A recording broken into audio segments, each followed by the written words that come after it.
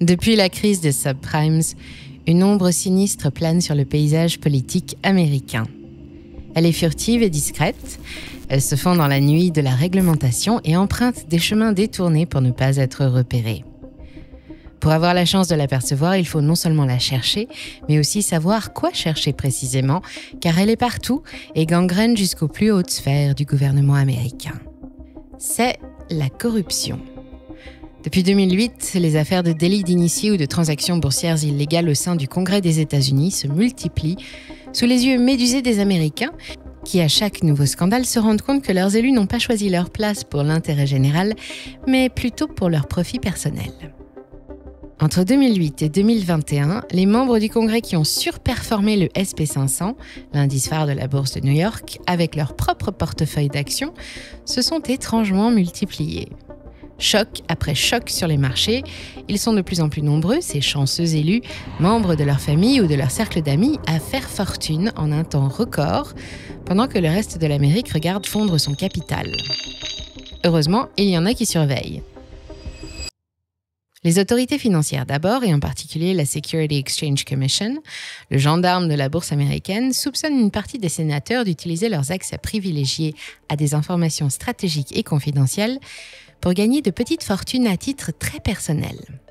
Ça, c'est un délit d'initié, c'est bien évidemment illégal, et les élus du Congrès ne sont pas au-dessus des lois. En théorie, il existe des règles pour encadrer leurs pratiques boursières, renforcées après la crise financière de 2008, puis en 2012, puis en 2022. Mais chaque nouvelle affaire dont la presse se fait l'écho révèle que le système n'est pas très efficace et plutôt simple à contourner. Le média financier Business Insider s'est aussi donné pour mission de surveiller les activités boursières des élus et actuellement ils sont 13 suspects sous surveillance, assis à la table de ceux qui exercent un mandat dangereusement en conflit avec leurs intérêts personnels. Sous surveillance également, l'ex-présidente de la Chambre des représentants, Nancy Pelosi, qui est aujourd'hui plus célèbre pour ses coups de bourse exceptionnels que pour ses actions politiques. Il y a quelques jours, Bloomberg a révélé une nouvelle opération suspecte sur une jeune société gazière de Pennsylvanie, en perte de vitesse depuis la crise sanitaire, qui a soudain vu son cours bondir de 64% juste après la signature de l'accord sur la crise de la dette. Ah, il faut absolument que je vous raconte ça. Évidemment, en l'état actuel de l'enquête, il n'y a aucune preuve que cette transaction ait été réalisée par un membre du Congrès, mais vous allez voir que les indices laissent peu de place au doute, d'autant plus que ce ne serait pas la première fois. Un tel spectacle face aux inégalités croissantes, à l'inflation, à la crise immobilière et à la perte du pouvoir d'achat, ça a du mal à passer et la confiance des Américains dans leur gouvernement se réduit comme peau de chagrin à chaque fois qu'un de ses membres encaisse un nouveau million de dollars de plus-value boursière. Partons pour Washington, direction le Capitole, voyons comment se comportent les élus de la plus haute autorité législative et pourquoi ils attirent autant l'attention de la justice. Et en rentrant, on fera aussi un petit détour par Paris, ça va vous plaire, j'en suis certaine, alors restez avec moi jusqu'au bout. Mais juste avant, j'ai besoin de vous. Money Radar est mené par une équipe d'experts passionnés et vous l'aurez peut-être remarqué, on ne s'interdit aucun sujet. C'est parce que nous sommes indépendants, garantis 0 capitaux de mania de la presse, 0 subvention de l'État et 0 intelligence artificielle. Et pour le rester, il nous faut nous faire connaître encore plus. Pour ça, rien de plus simple, abonnez-vous, c'est gratuit, c'est le meilleur moyen de rester connecté à l'actualité économique et financière et c'est un super cadeau que vous nous faites. Pour vous remercier, on vous prépare chaque semaine une newsletter tout spécialement pour vous avec l'analyse des événements récents, des fondamentaux économiques, des valeurs prometteuses ou des projets crypto à fort potentiel. Pensez à vous y inscrire et ça aussi c'est gratuit et le lien est sous la vidéo. And now, ladies and gentlemen, please fasten your seatbelts, switch off your phones, and straighten up your tablets to prepare for takeoff to Washington Dulles Airport. This is your captain speaking. Welcome on board and have a nice trip with Money Radar.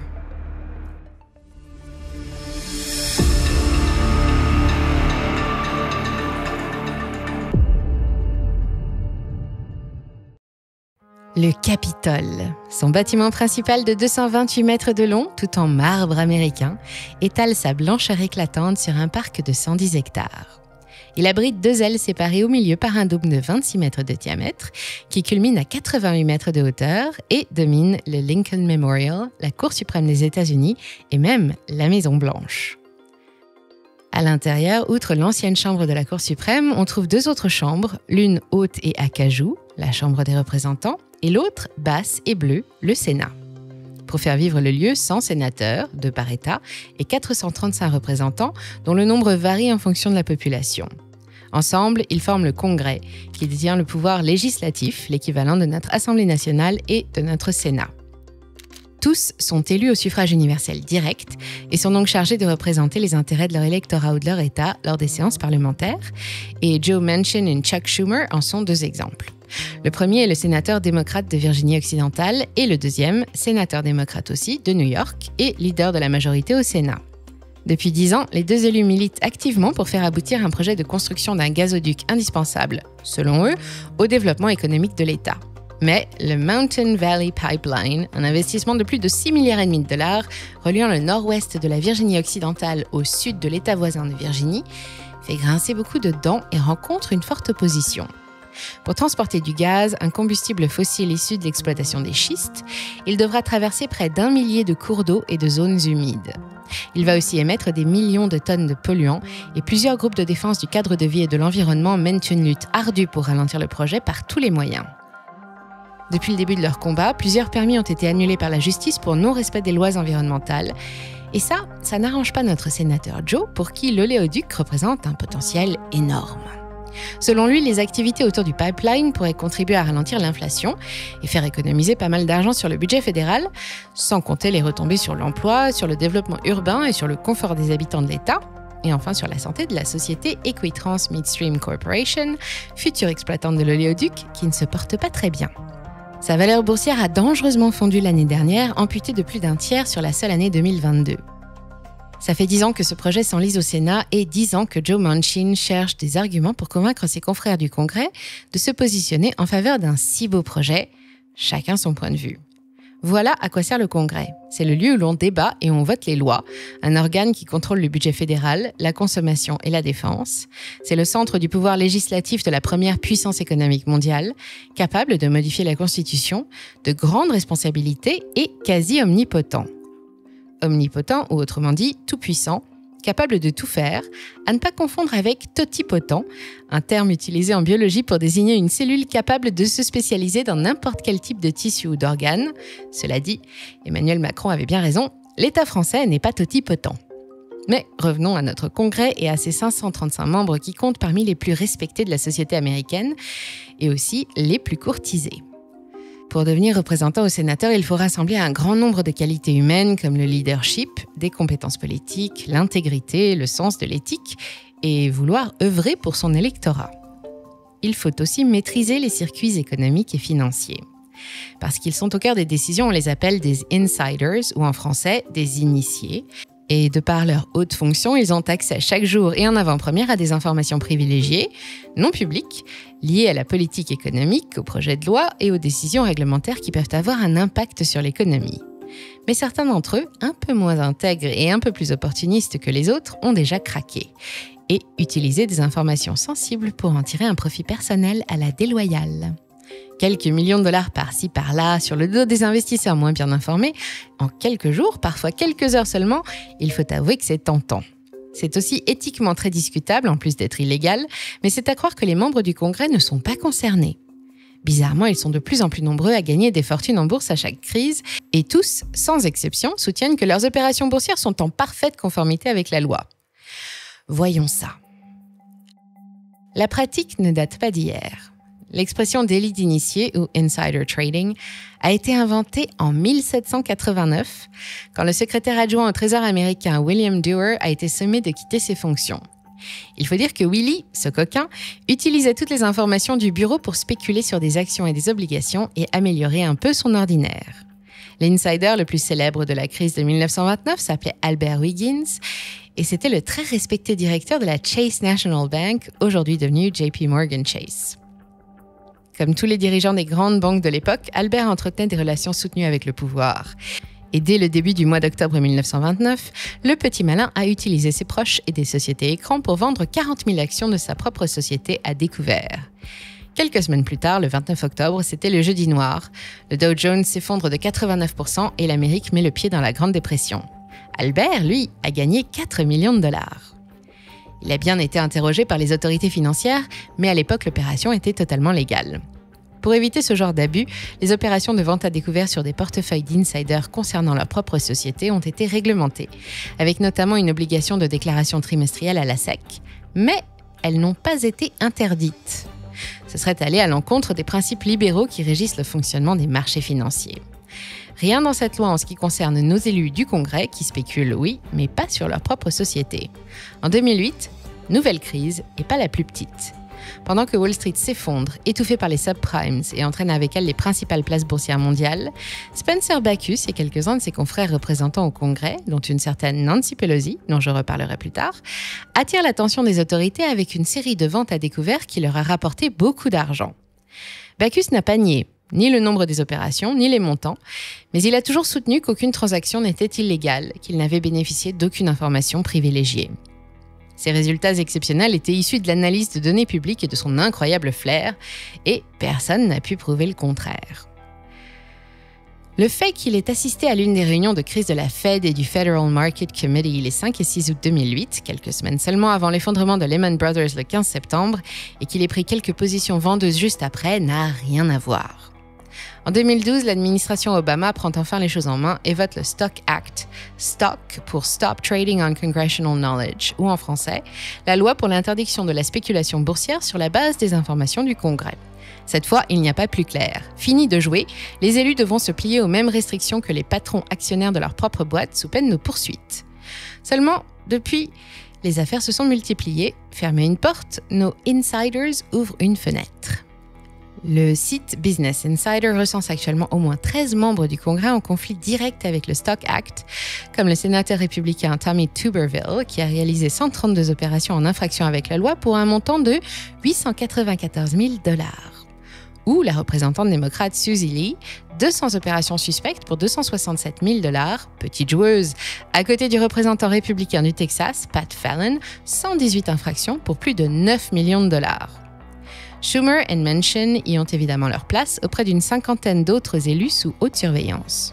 En 2021, ils sont une trentaine de membres du Congrès à avoir surperformé le SP500 et certains, comme les républicains Austin Scott, French Hill ou la famosa Nancy Pelosi côté démocrate, ont même encaissé 3 à 5 fois plus que le reste du monde. Vous êtes nouvellement élu au Congrès américain et vous voulez savoir comment arrondir vos fins de mois difficiles? Nancy Pelosi sera ravie de vous conseiller, c'est une habituée. Elle pourra vous expliquer comment elle, la femme politique la mieux payée au monde, a fondé sa fortune personnelle de 165 millions de $, en quelques opérations boursières et contrats publicitaires juteux. À 83 ans, pas étonnant qu'on lui donne 20 ans de moins. Représentante démocrate de l'État de Californie depuis 1987, elle a occupé plusieurs fois le poste de présidente de la Chambre des représentants de 2007 à 2011 et de 2017 à 2023. Et quelle chance! À chaque mandat, elle a eu droit à une crise majeure, les subprimes, puis le Covid. Madame Pelosi est une petite célébrité outre-Atlantique, ardente partisane de la déréglementation des marchés et des opérations boursières, boursicoteuse notoire en dépit des lois de son propre pays. Elle est à la tête d'un portefeuille de titres particulièrement actif, mais moins épais que celui de son mari. Les ordres de moins d'1 demi-million de $ y sont rares, et sur les 3 dernières années, avec l'enchaînement des chocs économiques et des réunions de crise, les affaires ne s'arrêtent plus. En 3 ans, Nancy déclare 63 millions de $ de trades pour un portefeuille d'un montant de 80 millions de $ qui surperforme le SP500 de 400% en 2022. Il faut dire que le contexte économique n'est pas de tout repos et que les informations stratégiques pleuvent régulièrement sur le Congrès depuis quelque temps. À ses côtés, l'autre représentant démocrate de Californie, Ro Khanna, a lui aussi pris l'habitude dès 2019 de conseiller ses proches, sa femme et ses enfants dans la gestion de leur portefeuille de titres. Mais le vrai champion de 2022, c'est Austin Scott, le sénateur républicain de Géorgie. Ce n'est pas le plus gros investisseur du Congrès, mais c'est sans conteste le plus doué. 3 millions de $ de fortune et 935 000 $ tradés ces 3 dernières années, essentiellement dans les secteurs de la pharmacie et de l'énergie. Il a fait 7 fois mieux que le SP500. La liste des députés et représentants qui détiennent un portefeuille d'actions et réalisent régulièrement des opérations est longue, et chaque fois qu'une opération suspecte est détectée, il n'y a quasiment aucune suite judiciaire. Le Stock Act est insuffisant, le Congrès le reconnaît. Il impose à ses membres de déclarer dans les 45 jours toute opération boursière importante aux autorités. En cas d'oubli, il n'écope que de 400 $ d'amende, et au bout de 45 jours, parfois plus, les informations parviennent trop tard aux enquêteurs. Un sondage réalisé en décembre et publié par le groupe conservateur Convention of States Action montre que près de 76% des électeurs américains souhaitent qu'il soit tout simplement interdit à leurs élus d'investir en bourse, une solution radicale que jusqu'à maintenant Mme Pelosi a fermement rejetée. Durant tout son mandat, la présidente de la Chambre des représentants a pesé de tout son poids pour s'opposer à ce qu'elle considérait comme un danger pour l'équilibre des marchés, jusqu'en février 2022. Pour mettre fin à une épidémie de délits d'initiés et de conflits d'intérêts impossibles à prouver qui scandalise l'Amérique, le Congrès a enfin décidé d'interdire le trading à ses membres. Pile au moment de la fin de la bulle, je dis ça comme ça. Mais apparemment, ça n'a pas changé grand-chose. Le 26 mai dernier, l'action de notre société gazière de Pennsylvanie, Equitrans Midstream, a soudain bondi de 64%. La cause, le projet défendu depuis 10 ans par Joe Manchin vient d'obtenir toutes ses autorisations. Comment est-ce possible ? Il se trouve que le gazoduc a été inclus dans l'accord sur la crise de la dette, conclu la veille, le 25 mai, entre le gouvernement Biden et l'opposition pour libérer l'accès de l'État fédéral à l'emprunt. Pourquoi ? Personne ne le sait. Un tel projet n'avait rien à faire dans l'accord. Pourtant, le clan républicain l'a réclamé et les marchés ont réagi positivement. En 2 jours, Itrans a vu sa capitalisation boursière enfler comme un ballon pour la plus grande joie d'un mystérieux investisseur qui a pris soin de réserver 100 000 options d'achat le 24 mai, un investisseur particulièrement bien informé.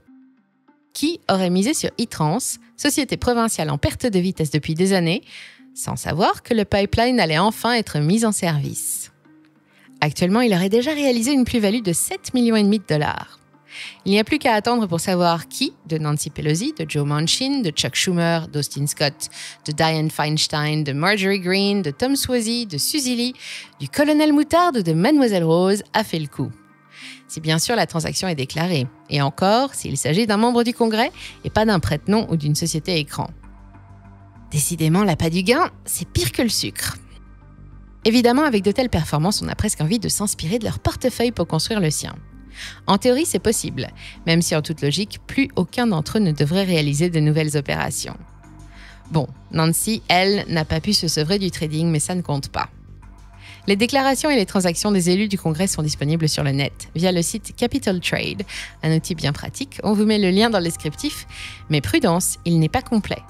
D'abord, il y a le décalage temporel qui vous fera à coup sûr arriver trop tard. Et il y a aussi toutes les opérations non déclarées dont personne ne peut s'inspirer puisqu'on ne sait même pas qu'elles ont eu lieu. Sachez qu'il existait 2 trackers qui ont essayé de reproduire la performance des membres du Congrès en bourse avant d'être fermés en début d'année. Le fonds Unusual Whales Subversive Democratic Trading, soit en français les baleines insolites démocrates du commerce subversif, et le Unusual Whales Subversive Republican Trading, la même chose mais pour les républicains. Mais raté, les pros de Wall Street s'y sont cassés les dents. Et maintenant, jetons un coup d'œil chez nous. Parce que depuis tout à l'heure, je tape sur le Congrès, mais regardons d'abord devant notre porte. En France, les traditions sont tout autres. Les délits d'initiés sont rares au gouvernement français qui a plutôt développé une passion pour l'évasion fiscale.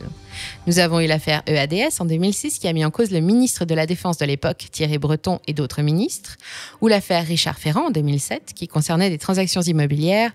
Mais notre truc à nous, c'est plutôt d'échapper à l'impôt. On a d'ailleurs fait une vidéo là-dessus, on vous met le lien dans le descriptif, et on vous ajoute celui qui vous permettra aussi de jeter un petit coup d'œil sur les pressions qui pèsent au Parlement européen. Pas facile d'être élu quand on a peu d'éthique.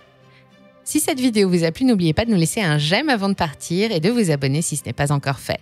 Et pour ne rien rater de l'actualité du monde qui nous entoure, rejoignez les autres membres de la communauté sur Réseau Instantané, TikTok, Instagram et Twitter et inscrivez-vous à notre newsletter, elle est gratuite.